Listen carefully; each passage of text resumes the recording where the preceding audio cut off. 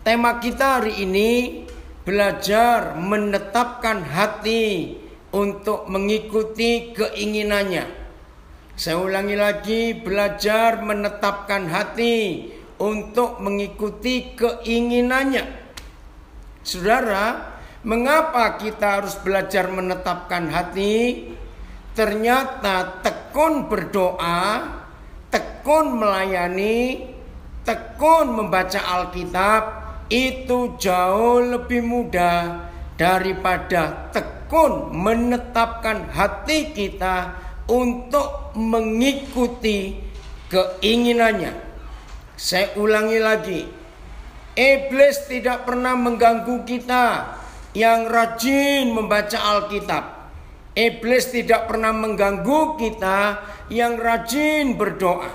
Iblis hampir tidak pernah mengganggu kita untuk kita rajin melayani. Bahkan, maafkan saya, ada orang yang hobinya melayani. Wih, menakutkan. Saudara, melayani dengan sepenuh hati dengan hobi melayani itu beda. Ya, saya ulangi, melayani dengan sepenuh hati dan memiliki hobi melayani itu beda jauh. Nah, di masa COVID-19 ini ketahuan orang yang hobinya melayani stres di masa COVID-19. Loh, kenapa stres? Karena gak bisa tampil di mimbar.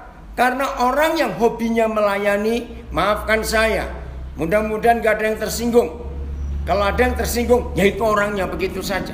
Di masa pandemi COVID-19, orang yang punya hobi melayani stres, saudara. Loh, kenapa stres? Karena gak bisa tampil di panggung. Maka itu dalam pengalaman saya sebelum COVID-19,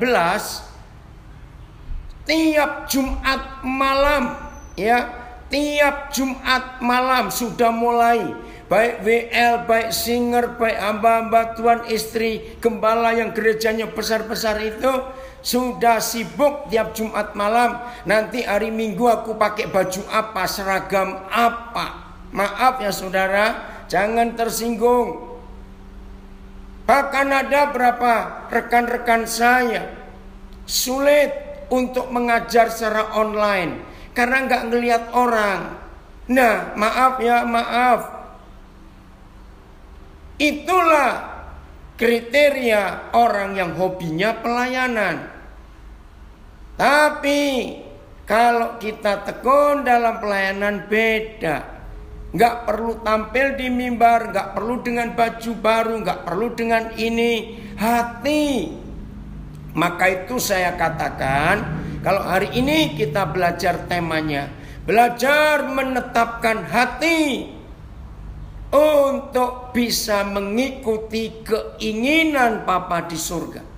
Itu beda dengan menetapkan hati untuk berdoa. Banyak gereja yang tiap jam 4, jam 5 pagi sudah mengadakan doa subuh. Banyak gereja yang jemaatnya rajin untuk ikut doa puasa. Tidak sedikit banyak murid Yesus katanya yang tekun membaca Alkitab, rajin. Tapi menetapkan hati untuk mengikuti keinginannya itu cerita lain lagi. Mengapa? Nah, ini bedanya Bapa di surga dengan agama-agama yang lain. Ya, saya ingatkan, berapa kali Tuhan Yesus berkata begini kepada imam-imam ahli Taurat, orang Farisi. Apa kata Tuhan Yesus? Hei, kamu jangan berdoa dan beribadah seperti ahli-ahli Taurat, orang-orang Farisi, imam-imam itu yang berdoa di perempatan-perempatan jalan, yang beribadah dengan jubah-jubah keagamaan mereka. Masih ingat? Nah, itu bedanya Bapa kita dalam nama Tuhan Yesus dengan agama-agama yang lain. Hampir semua kepercayaan di dunia ini selalu dinilai hidupnya waktu beribadah. Tapi justru papa kita tidak. Mereka, ya kita dinilai oleh papa justru di dalam tempat yang tersembunyi. Maka itu tidak ada Tuhan lain di dunia kecuali Yesus Kristus Tuhan kita, yang berkata di Matius 6 ayat 6, apabila kamu berdoa, masuklah ke kamarmu, kunci pintunya, karena Bapamu yang di tempat tersembunyi yang akan mendengar. Wah, itu kalimat keren, di tempat yang tersembunyi. Terima kasih Erik. Matius 6 ayat 6. Ini luar biasa. Nah, saudara, lagi sekali di masa pandemik, ya. Who had that you, Raymond Vandis, Ait Bandung. Di masa pandemik COVID-19 ini, maka semua pelayanan dilakukan di tempat yang tersembunyi karena tidak dilihat orang. Maka itu ketika Samuel bertemu dengan 3 kakak Daud yang pertama, Eliab dengan 2 adiknya, postur tubuh mereka maco, secara perawakan penampilan cocok untuk jadi raja. Tapi masih ingat apa yang papa katakan kepada Samuel? Sam, kamu melihat dari luar atas hidup seseorang, tapi aku melihat dari dalam. Aku gak pilih mereka. Samuel kaget, karena secara postur tubuh, secara fisik, bentuk tubuh ini cocok jadi raja, cakep, berwibawa. Saudara, dari ayat-ayat ini maka kita mengenal Papa di surga itu selalu dan akan selalu mencari apa? Sikap hati, bukan aktivitas yang dilihat orang. Maka itu di masa pandemik COVID-19 ini tidak ada pelayanan yang bisa tampil di depan orang, sebab semuanya harus di rumah. Sebetulnya akhir bulan ini saya ke Jakarta, ada pelayanan. Tapi tiba-tiba 14 September yang lalu Jakarta kembali mengunci diri. Sampai sekarang kita nggak tahu. Nah saudara, maka itu ketetapan hati jauh lebih penting daripada apa yang kita buat di depan orang dan dilihat orang. Maka itu maaf, seandainya ada di antara kita yang ikut belajar hari ini, sudah hampir 7 bulan ini kita nggak bisa tampil di mimbar karena pandemik ini.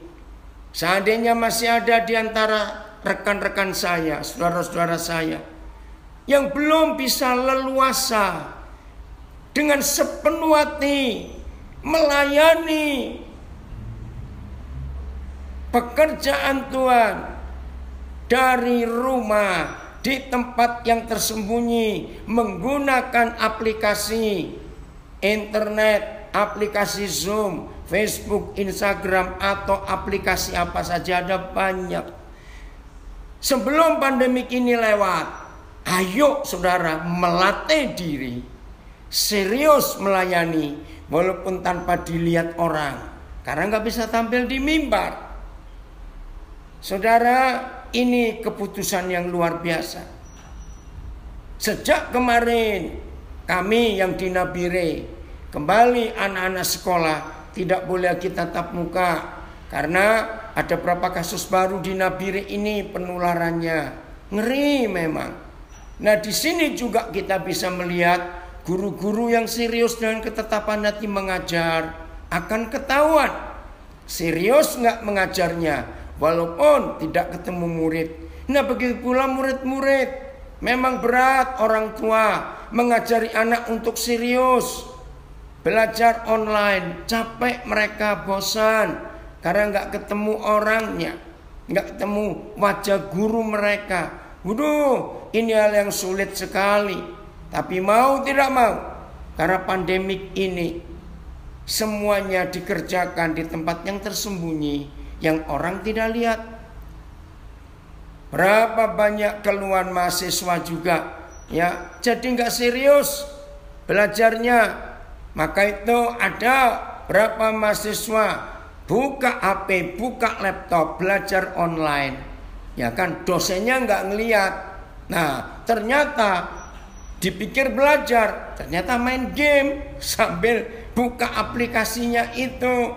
Nah, inilah contoh-contoh bahwa di masa pandemik seperti ini hanya dicari satu hal saja, keseriusan kita, baik beribadah kepada Tuhan maupun belajar online. Keseriusan hati, ketetapan hati. Maka itu anak-anak Tuhan, rekan-rekan sepelayanan, jujur, siapa yang sudah mulai menurun semangatnya mengajar, semangatnya melayani, karena biasanya hura-hura di panggung, di mimbar dengan lampu LED, lampu sorot, lampu macam-macam. Lalu sambil berdiri di mimbar khotbah, nyanyi, WL, singer, pemain musik. Dilihat oleh sekian ribu jemaat, otomatis sama-sama semangat karena dilihat banyak orang. Tapi di masa pandemik seperti ini hanya Tuhan yang melihat. Maka itu kita harus belajar menetapkan hati kita untuk mengikuti keinginannya. Bukan keinginan orang banyak, bukan keinginan diri sendiri supaya kita dilihat orang. Tidak. Saudara, saya harap mengerti ya hal ini.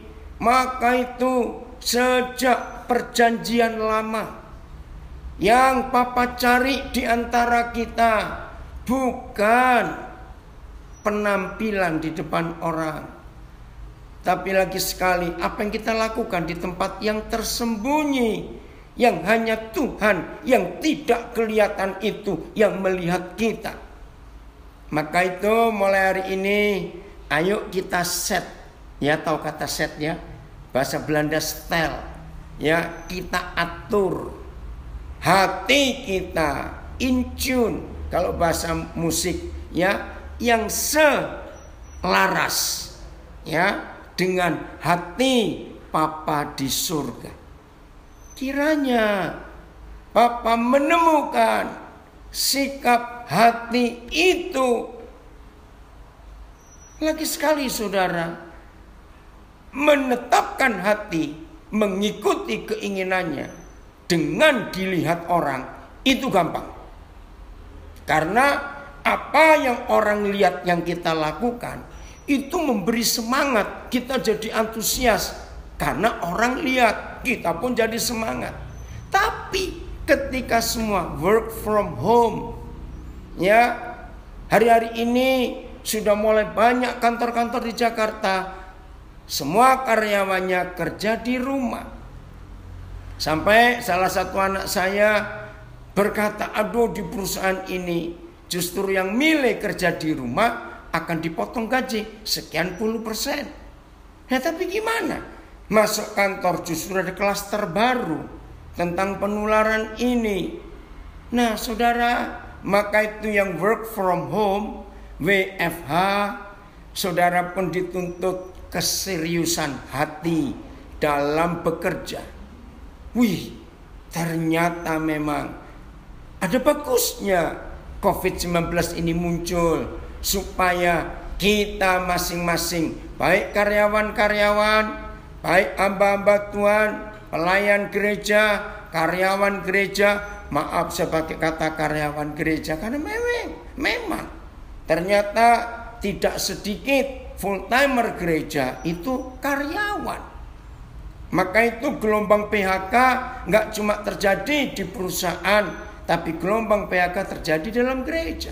Karena sekian ratus full-timer nggak ada job, maaf. Terus bagaimana? mau tetap digaji, kolektor tidak masuk. Aduh, berat sekali. Inilah alasan kita belajar hari ini. Bagaimana belajar menetapkan hati untuk mengikuti keinginan Tuhan, bukan mengikuti keinginan manusia. Di masa pandemik seperti ini, ayo kita belajar. Saudara, setan berusaha membuat kita tetap jadi orang munafik. Maka itu mulai hari ini kita belajar. Papa di surga selalu melihat. Saya ulangi lagi, Papa di surga selalu melihat sikap hati kita, bukan apa yang dilihat oleh orang. Mari saya akan baca 1 Samuel pasal yang ke-16 ayat yang ke-6. Ketika mereka itu masuk dan Samuel melihat Eliab. Nah, ini kakak pertamanya ya. Lalu pikirnya, apa pikir Samuel? Sungguh di hadapan Yahweh sekarang berdiri yang diurapinya. Wih, keren loh saudara. Kata-kata Samuel ini ketika melihat Eliab pertama kali tampil. Ya, 1 Samuel 16 ayat yang ke-6, Erik. Ya, saudara perhatikan. Oke, ini keren sekali pernyataan Samuel melihat dengan mata jasmani. Ketika mereka itu masuk, anak kakak-kakak Daud, Samuel melihat Eliab, anak sulung. Sungguh di hadapan Yahweh sekarang berdiri yang diurapinya. Nah, itu mata Samuel. Tetapi berfirmanlah Yahweh kepada Samuel, Sam, janganlah pandang parasnya atau perawakan yang tinggi, sebab aku telah menolaknya. Bukan yang dilihat manusia, yang dilihat Tuhan. Manusia melihat apa yang di depan mata, tetapi Yahweh melihat hati. Lagi sekali saya katakan, di masa COVID-19 ini saudara, di masa COVID-19 ini, oh ya, dalam protokol kesehatan, ya usahakan kalau kita bersin, jangan pakai telapak tangan nutup. Kalau nggak sempat buat tisu, pakai begini. Karena tangan ini nyentuh apa-apa, ya belajar dikit. Oke, saya lanjutkan. Oh ya, yang pakai masker belajar. Ya, kenapa masker scuba nggak boleh dipakai? Ternyata ada cara yang paling mudah ngetesnya masker kita itu baik atau tidak. Semua masker yang kita punya kita pakai. Terus nyalakan lilin atau korek api yang menyala di depan hidung kita. Nah, coba tiup waktu kita pakai masker. Kalau apinya padam, berarti masker itu jelek. Tapi kalau kita pakai masker, apinya kita tiup dari balik masker tidak padam, berarti masker itu cukup baik. Ya, itu salah satu cara. Oke, saya lanjutkan. Jadi jelas yang dilihat oleh papa kita bukan perawakan, bukan penampilan, bukan kekayaan, bukan gelar, bukan kedudukan, bukan posisi, bukan macam-macam. Tapi hati. Coba saudara perhatikan ini. Oke, saya lanjut ya ayat yang ke-8. Lalu Isai memanggil Abinadab dan menyuruh lewat di depan Samuel. Tetapi Samuel berkata, nah sekarang Samuel berubah. Jadi ketika Eliab tampil, tanpa dia komunikasi dengan Papa di surga, langsung dengan matanya dia lihat perawakan yang tinggi, yang maco, yang gagah. Ini yang diurapi Tuhan. Tuhan bilang, enggak saya. Nah begitu Abinadab muncul yang sama besarnya juga, dia tanya, Papa yang ini? Jawab Yahweh, bukan. Orang ini pun tidak dipilih Yahweh. Demikianlah Isai menyuruh ketujuh anaknya lewat di depan Samuel. Nah, karena Samuel sudah komunikasi dengan Papa di surga, ketujuh-tujuhnya dijawab oleh Yahweh Tuhan. Semuanya ini tidak dipilih Yahweh. Nah, setelah 7 anak Isai tampil laki semua dan tidak satu pun yang dipilih, ini hal yang sangat indah kita pelajari. Tiba-tiba di ayat 10 Samuel bertanya. Nah, saudara, dalam tata bahasa apa saja ada istilah ambigu. Tolong saya kalau ada yang menemukan terjemahan yang tepat dalam bahasa Indonesia, ambigu itu apa? Ya, sepengetahuan saya ambigu itu pertanyaan yang meragukan. Jadi yang tanya juga ragu-ragu. Maka yang bertanya pun tidak mengharapkan jawaban yang jelas karena dia juga bingung. Nah, sekarang bayangkan saudara, kalau kita sebagai orang tua tiba-tiba datang utusan dari pemerintah. Ya, dengarkan, ini ilustrasi. Kalau datang utusan dari pemerintah memberitahu nanti salah seorang anak kalian akan dipilih menjadi pengganti presiden, misalnya. Sebagai manusia kita bangga enggak? Wah, pasti suami istri berkata, wah, salah satu anak kita akan dipilih jadi presiden. Ayo jujur, bangga enggak? Nah, setelah 7 anak kita tampilkan di depan utusan pemerintah itu, lalu tidak satu pun dipilih,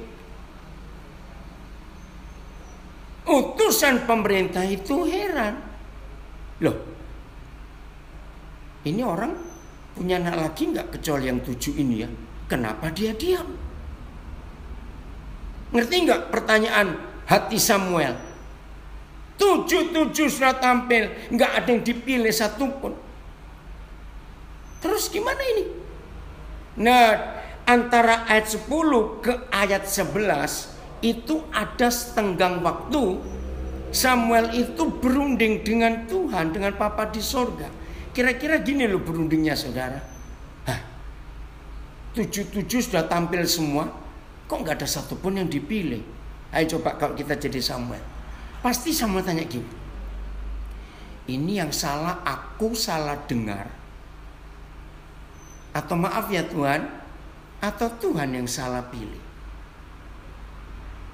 Karena ketika 7 sudah tampil gak dipilih semua, logikanya kalau kita masih punya anak lagi yang lain, kan kita gak perlu ditanya. Ini loh, lihat ayat 11 pertanyaannya. Ini ambigu istilah saya. Inikah anakmu semuanya? Ayo, rasa gak ini pertanyaan bingung? Samuel bingung. Inikah anakmu semuanya? Harusnya kan begini, Bapak masih punya anak yang lain enggak? Nah, itu tegas. Tapi ini bingung. Inikah anakmu semuanya? Karena Samuel pun takut salah. Karena Samuel heran. Seandainya Bapak ini masih punya anak lagi, seandainya Tuhan yang benar bahwa dia akan memilih salah satu dari anak keluarga Isai di Betlehem. Cuma bedanya Papa tidak bicara kepada Samuel implisit tegas seperti Papa bicara kepada Gabriel, kamu ke Nazaret cari gadis namanya Maria. Nah, kalau Samuel tahu dari awal, Papa bicara kamu ke rumah Isai di Betlehem cari anaknya yang namanya Daud. Nah, itu beda. Nah, nggak tahu Samuel yang kecepatan pergi, Tuhan belum selesai ngomong, atau memang Tuhan nggak ngomong ya, kita nggak tahu ya. Oke, maka itu Samuel bingung. Oh, ini arti kata ambigu dalam kamus besar adalah bermakna lebih dari satu. Sehingga kadang-kadang menimbulkan keraguan, kekaburan, ketidakjelasan. Lihat dan arti definisi di jago kata. Apa jago kata ini? Oke ya, pokoknya tahu. Terima kasih Erik ya untuk menuliskan. Wih, Erik ini pintar juga, hebat, cepat sekali bukanya ya, kamus besar. Mana ada kata lain nggak ya? Nggak ada ya? Oke, makasih Erik. Nah, jadi Samuel itu bingung. Nah, ketika dia sudah berunding dengan Papa di surga, Samuel berkata gini, Tuhan tidak salah pilih, aku tidak salah dengar. Yang salah berarti Bapak ini enggak jujur. Betul tidak saudara? Nah ini loh, kira-kira sampai hari ini, di akhir bulan yang ke-9 ini, apakah Papa di surga masih bisa menemukan keteguhan hati, ketetapan hati di hidup kita, baik sebagai anak-anaknya, sebagai rekan sekerjanya, sebagai murid-murid Yesus? Saya ingin katakan kepada saudara, kira-kira sampai hari ini Papa masih menemukan tidak sikap hati kita yang tetap mengikuti keinginannya, menanggalkan, menyingkirkan, mengesampingkan keinginan-keinginan diri sendiri. Kalau sampai akhir bulan yang ke-9 ini saudara dan saya ditemukan oleh Papa di surga, hati ini masih tetap konsisten, tetap teguh, tetap kokoh mengikuti keinginannya, terpujilah Tuhan dan berbahagialah kita dan amanlah posisi kita dalam mengikuti keinginan hatinya. Apa yang terjadi pada Samuel setelah dia yakin aku tidak salah dengar? Yahweh Tuhanku berkata jelas ke rumah Isai di Bethlehem. Cuma Papa belum bilang Samuel yang anak mana, anak yang mana yang dipilih. Samuel yakin juga Papa Yahweh tidak salah. Pasti di keluarga Isai salah satu anaknya. Tapi kok aneh, kenapa si bapak ini tidak jujur? Nah setelah dia yakin, karena Isai menjawab, ini loh jawabannya, masih tinggal yang bungsu, tetapi, coba saudara perhatikan. Maaf, berarti Papa ini jahat sekali. Berarti Papa ini gak suka dengan yang bungsu. Saya ulangi lagi saudara, di mana-mana kalau ada keluarga yang terpilih dari negara, dari pemerintah, bahwa salah satu anaknya akan dipilih jadi presiden negara itu, pasti yang namanya orang tua bangga akan memamerkan, menampilkan semua anaknya. Nggak usah seperti Isai ini sampai Samuel bingung. Betul? Saya baca lagi ayat 11. Lalu Samuel berkata kepada Isai, inikah anakmu semuanya? Ambigu. Jawabnya, masih tinggal yang bungsu. Tetapi, nah semua kita ngerti. Tahu toh arti kata tetapi di dalam fakta ini? Ada perkecualian di antara anak-anak kandung. Saudara, ternyata memang Daud sejak dalam kandungan dia ditolak oleh papa mamanya. Mazmur 51 ayat 7 yang menjelaskan itu. Saya baca lagi dulu ya 11 sampai selesai. Tapi sedang menggembalakan kambing domba. Begitu Samuel mendengar pernyataan si bapak yang gak adil ini, kata Samuel kepada Isai, suruhlah memanggil dia, sebab kita tidak akan duduk makan sebelum ia datang kemari. Dalam tradisi Yahudi, termasuk tradisi di Asia, kalau ada pejabat negara, ada pejabat kerajaan, ada nabi yang datang berkunjung ke rumah salah seorang rakyat, maka satu yang harus dilakukan, sediakan makan. Karena begitu tamu negara, tamu kehormatan, tamu nabi hamba Tuhan ini bisa makan di rumah kita, maka itu artinya rumah kita keberkatan. Maka itu Samuel ngancam, kalau kamu gak panggil anak bungsumu itu, aku gak akan makan di rumahmu sebelum ia datang kemari. Wih, ini ancaman telak, saudara. Kemudian disuruhnya lah menjemput dia. Ia kemerah-merahan. Ada banyak pendeta salah menerjemahkan. Kemerah-merahan itu dikira pipinya Daud dikasih merah-merah kayak anak cewek. Enggak, itu salah terjemahan. Kemerah-merahan itu karena gosong. Oh, kenapa wajah Daud gosong? Karena kepanasan di padang gembala. Awas yang menerjemahkan, Daud itu cakep loh, wajahnya kemerah-merahan. Awas, salah besar, mukanya gosong, hangus karena matahari, karena dia gembala. Matanya indah dan parasnya elok. Mengapa matanya indah? Ingat Matius 5, mata itu jendela jiwa. Betul tidak? Mata itu jendela jiwa.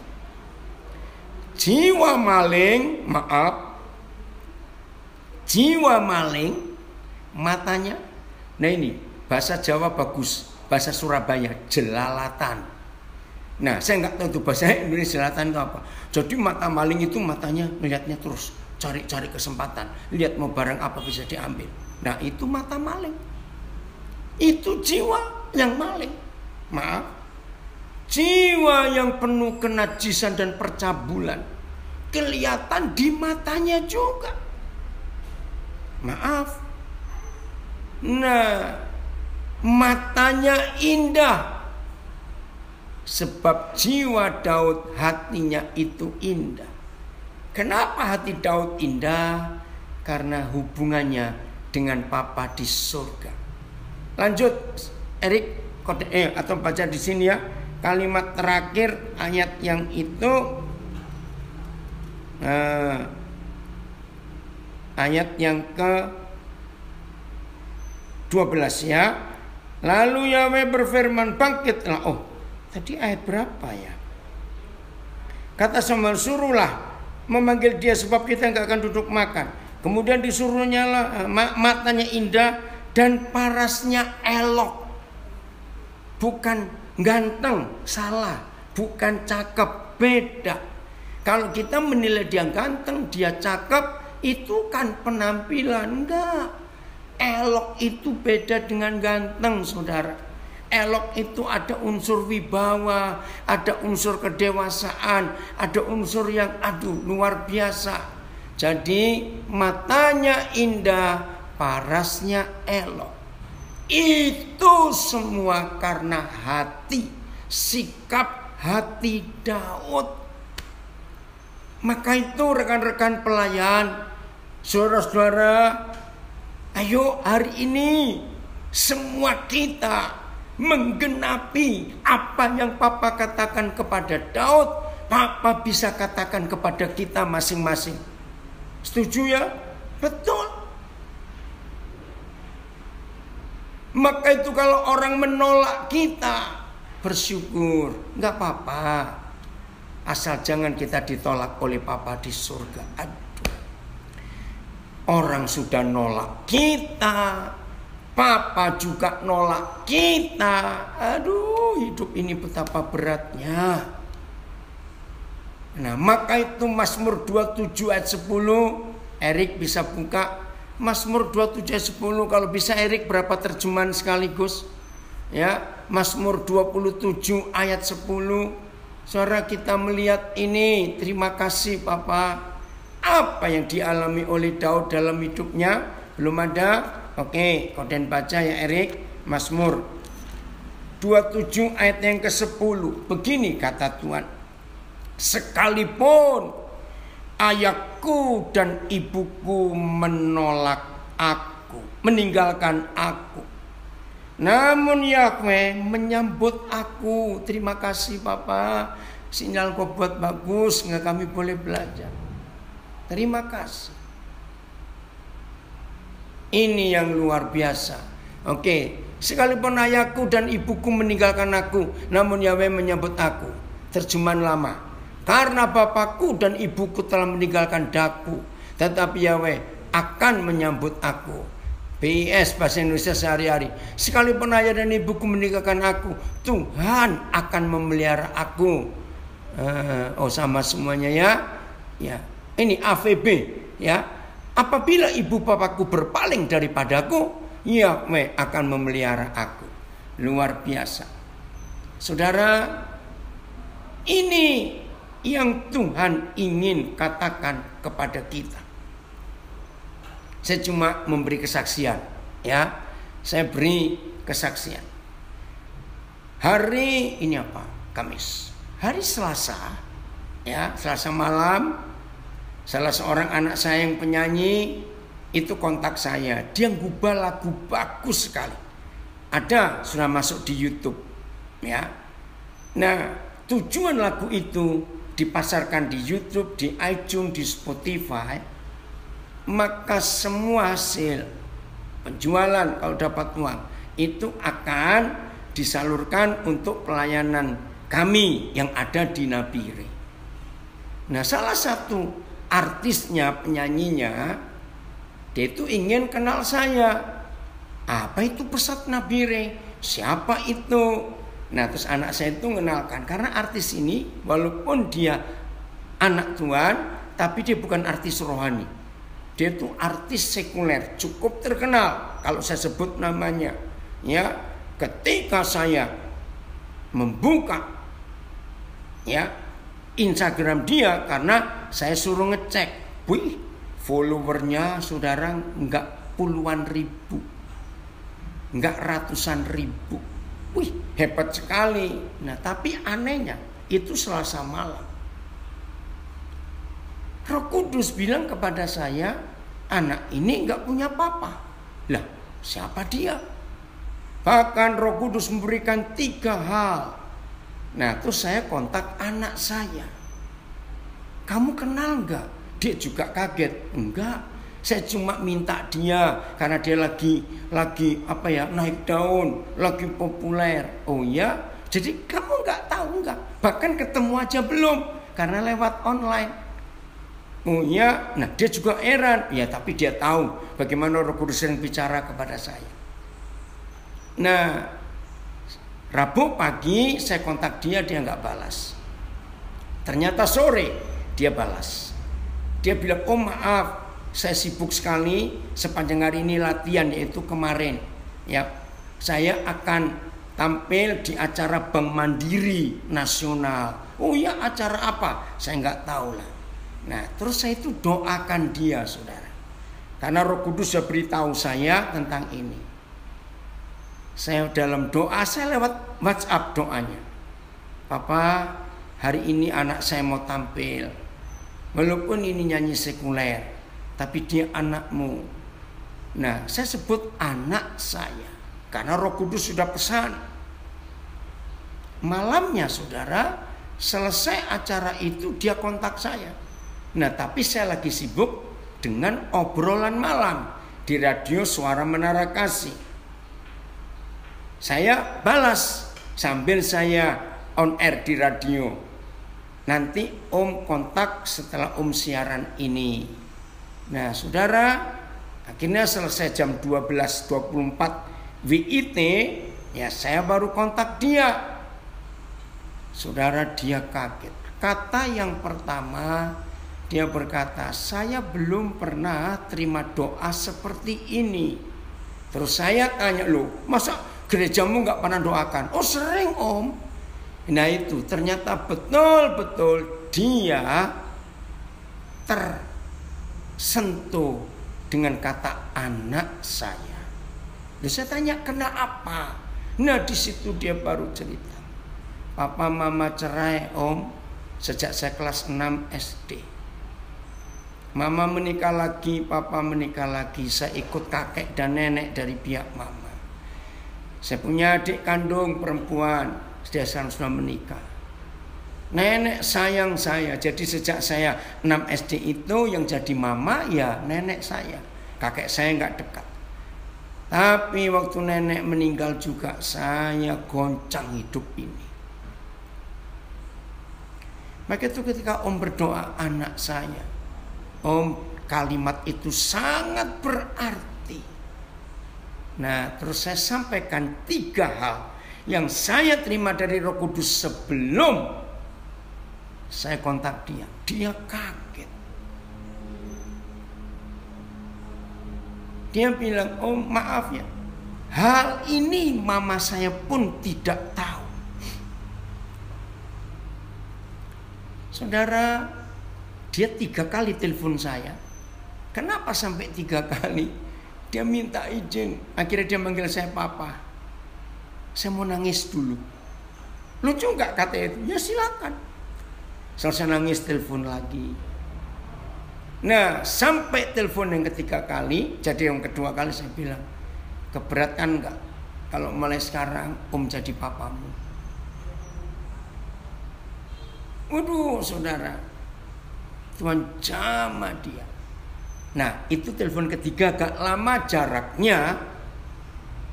Ya saya tunggu. Nah waktu telepon ketiga dia bilang, om lama nunggu ya. Enggak apa-apa. Saya tanya kenapa? Ada perjuangan berat di hati saya untuk mengucapkan kata itu. Saya tahu kamu kan sakit hati betul dengan papamu. Betul. Saya masih ingat tiap kali papa mama bertengkar, kata-kata jahat yang keluar dari mulut papa kepada mama. Mama direndahkan habis-habisan. Sampai keluarga papa pun merendahkan mama dan keluarga mama saya. Di situ saya dendam, saya benci sekali. Maka itu saya nggak ingin ada kata itu dari mulut saya. Oke, saya bilang om nggak maksa kamu. Oh enggak, bukan begitu. Tapi hari ini, malam ini saya harus ambil putusan. Kata itu harus ada lagi dari mulut saya. Dan om adalah orang pertama yang saya panggil dengan kata papa. Wih saudara, tahu? Sampai 2:30 waktu timur dia baru selesai. Inilah ketetapan hati, di mana Tuhan bisa gunakan hidup kita untuk memberkati banyak orang. Nah sebelum putus saya bilang, boleh gak papa ngomong satu lagi? Boleh om. Saya cuma ngomong sederhana. Nah mulai hari ini kamu gak boleh takut untuk menikah. Tunggu sumnya putus dalam nama Yesus. Ya, tunggu ya. Nah jadi saya berkata sebelum saya tutup telepon itu, ya. Nah saya bilang, mulai hari ini kamu jangan takut untuk menikah. Wih dia kaget saudara. Dia berkata, papa kenapa papa bisa tahu? Itu pergumulan saya paling berat. Saya tuh pengen nikah pak.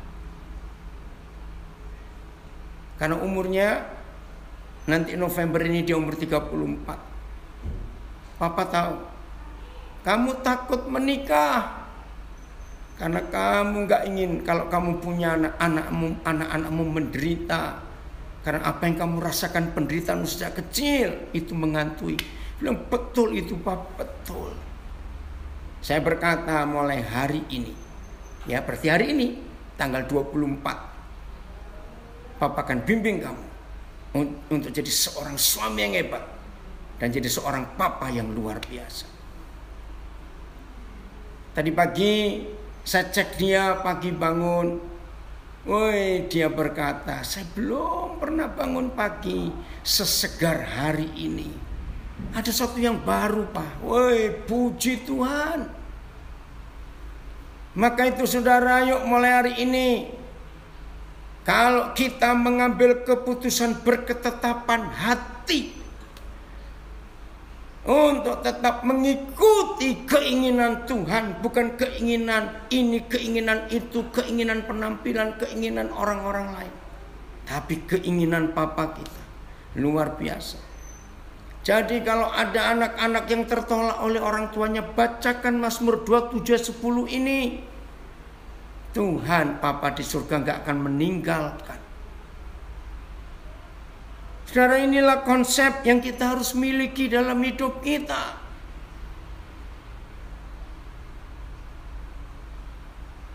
Ini kerinduan Tuhan. Jelas ya? Ayo kita lanjut. Nah, maka itu satu-satunya ayat di Alkitab. Buka Erik, 5 terjemahan berapa munculkan? Amsal 4 ayat 23. Amsal 4 ayat 23. Ya. Inilah satu-satunya ayat dalam seluruh Alkitab yang memberitahu, minta apa yang wajib patut kita jaga dengan serius. Bukan rumah kita, bukan mobil kita, bukan kekayaan kita, bukan duit kita, bukan berlian kita, bukan pipi kita supaya tetap seger gak ada jerawat, bukan kuku kita, ke pedikur, manicure, bukan. Ini, jagalah hatimu dengan segala kewaspadaan, karena dari situlah terpancar kehidupan. AYT, peliharalah hatimu dengan segala kewaspadaan, karena dari sanalah pancaran kehidupan. Terjemahan lama, peliharakanlah hatimu terlebih daripada segala yang patut dipeliharakan, karena dari dalamnya terpancar segala mata air hidup. Terjemahan sehari-hari, jagalah hatimu baik-baik, sebab hatimu menentukan jalan hidupmu. Betul ya, MELT ya. Peliharalah hatimu dengan segala kewaspadaan, karena dari situlah pancaran-pancaran kehidupan. Ya, selebir, jagalah hatimu melebihi semua yang bisa dijaga, karena dari situlah terpancar kehidupan. AVB, jagalah hatimu lebih daripada segalanya, karena disitulah terpancar mata air kehidupan. Nah, saudara perhatikan, bukan ini dan itu yang wajib dijaga dengan serius, hati. Sebab di situ terpancar kehidupan. Terima kasih Erik. BIS Bahasa Indonesia Sehari-hari. Ya, jagalah hatimu baik-baik, sebab hatimu menentukan jalan hidupmu. Hati, saudara, hati. Jaga. Nah, jadi menurut ayat ini, satu-satunya bagian, satu-satunya tempat, satu-satunya hal di dalam hidup kita, dari ujung kepala kita, otak, mata, telinga, hidung, mulut, jantung, hati, paru kita, lambung kita, usus kita, liver, semua, tangan sampai kaki, hanya satu yang jadi incaran iblis untuk dikotori, untuk dihancurkan, untuk dirusak, untuk diselewengkan, adalah hati. Karena iblis tahu Papa memakai kita bukan tergantung jam doa kita berapa jam. Papa memakai kita bukan karena kita hafal ribuan ayat Alkitab, tidak. Papa memakai kita bukan tergantung gelar kita apa, sekolah kita di mana. Papa memakai kita bukan karena dia hitung berapa persembahan kita, bukan. Papa memakai kita dengan dia lihat hati kita, bisa kita jaga tidak, supaya nggak ada ambisi jahat, nggak ada macam-macam kekotoran di hati ini. Kalau saudara dan saya bisa menjaganya, hidup ini aman. Maka kemana saja gampang sekali Tuhan mengarahkan hati kita. Seperti Amsal berkata, hati raja-raja di tangan Tuhan seperti batang air dialirkan kemana Tuhan mau. Nah, kalau ketetapan hati kita kerjakan serius, maka lihatlah kemuliaan Tuhan akan nyata di hidup kita. Wah, itu dahsyat sekali. Nah, tapi ingat ini, Yeremia 17 ayat 9. Enggak enak sekali ayat ini. Kiranya itu tidak ditemukan di hati kita. Yeremia 17 ayat 9. Betapa liciknya hati. Ternyata satu-satunya hal yang paling licin, yang paling licik di seluruh hidup kita adalah hati. Nomor 2, mulut. Ya, jadi inilah 2 bagian di hidup kita yang paling licik, paling licin, bahkan lebih licin dari yang paling licin. Itu hati dan mulut, saudara. Oke, AYT. Hati itu licik, melebihi segala sesuatu, dan benar-benar parah. Oh, ini terjemahan AYT. Siapakah yang dapat memahaminya? Terjemahan lama. Adapun hati itu penipulah adanya. Wih, terlebih daripada segala sesuatu. Sekali-kali tiada ia berketentuan. Siapa gerangan boleh mengetahui isinya? Bahasa Indonesia sehari-hari. Hati manusia tak dapat diduga, paling licik dari segala-galanya, dan terlalu parah penyakitnya. Itu bahasa Indonesia sehari-hari. Lucu ya, saya baca lagi. Hati manusia tak dapat diduga, paling licik dari segala-galanya, dan terlalu parah penyakitnya. MELT.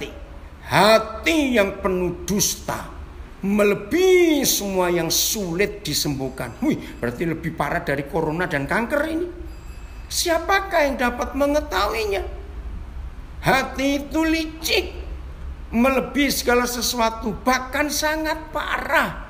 Siapa dapat mengetahuinya? AVB. Hati itu licik, melebihi segala sesuatu, bahkan sangat parah. Sama ya, siapa yang dapat mengetahuinya? Itu hati manusia. Maka itu hari ini saudara dan saya harus serius menjaga hati kita. Sebab ini parah kelicikannya. Penyakit yang terlalu parah penyakitnya. Wih. Satu kali saya masih ingat waktu saya ngajar anak-anak remaja kembali ke tahun 70-an yang lalu, saudara. Tiba-tiba Tuhan membawa seorang anak bertanya, Om, apa itu lebih licik daripada yang paling licik? Aduh, saya jawab apa ya? Karena saya belum pernah ditanya seperti itu. Tiba-tiba masuk ke pikiran saya. Sebelum saya jawab, saya tertawa sendiri karena lucu. Begini Papa berkata, yang paling licik lebih daripada yang paling licik. Itu ilustrasinya. Saudara tahu belut? Belut kan licin. Belut kecemplung oli. Bayangkan, kayak apa itu licinnya? Nah, itulah hati manusia. Maka itu dari sini kita belajar. Kenapa Papa Tuhan Yesus paling benci orang munafik? Kalau dibandingkan antara orang berdosa dan orang munafik, jelas Alkitab menulis Tuhan Yesus lebih suka bergaul dengan orang berdosa daripada orang munafik. Yaitu karena hati yang licik, menjijikkan, penuh kepura-puraan, penuh kepalsuan. Nathanael dipuji oleh Tuhan Yesus, maka itu nama Nathanael artinya bagus. hatinya murni di antara seluruh orang Israel. Itu Natanael. Nanti baca di kitab Injil Yohanes pasal pertama. Jadi saudara, Papa ingin melihat hati kita benar di hadapan Dia. Ya, maka itu jangan sibuk dengan penampilan. Jangan, walaupun perlu, ya toh. Tapi di masa pandemik ini penampilan fisik itu nomor kesekian. Penampilan hati yang nomor 1. Saya lanjutkan Yeremia 17 ayat 10. Ya.